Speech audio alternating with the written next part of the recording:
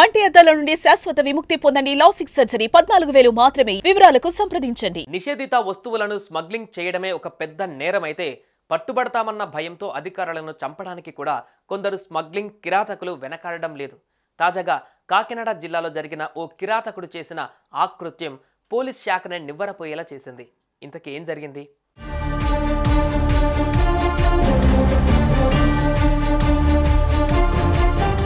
కొత్త సంవత్సరం వేళ అన్ని ప్రాంతాలలో పోలీసులు ఫుల్గా తనిఖీలు నిర్వహించారు. ఉన్నతాధికారుల ఆదేశాల మేరకు కాకినాడ జిల్లా కిర్లంపూడి టోల్ ప్లాజా దగ్గర జగ్గంపేట పోలీసులు కాపు కాశారు. వాహనాల తనిఖీ చేపట్టారు. ఆ సమయంలో టోల్ ప్లాజా దగ్గరకు ఉత్తరప్రదేశ్కు చెందిన ఓ తెల్ల కారు చేరుకుంది. పోలీసులు కారు నాపారు. జగ్గంపేట సిఐ శ్రీనివాస్, కిర్లంపూడి ఎస్ఐ సతీష్ కారులో ప్రయాణిస్తున్న వారితో మాట్లాడేందుకు ముందుకు కదిలారు.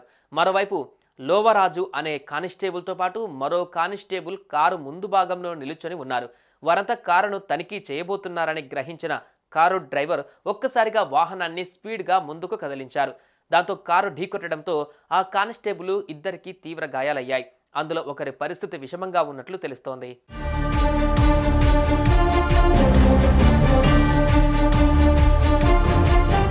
కారుతో కానిస్టేబుల్ను ఢీకొట్టిన ఆ కిరాతకుడు ఆ కారును రాజానగరం సమీపంలో వదిలి పారిపోయాడు. ఆ కారులో గంజాయి స్మగ్లింగ్ జరుగుతున్నట్లుగా తెలుస్తోంది.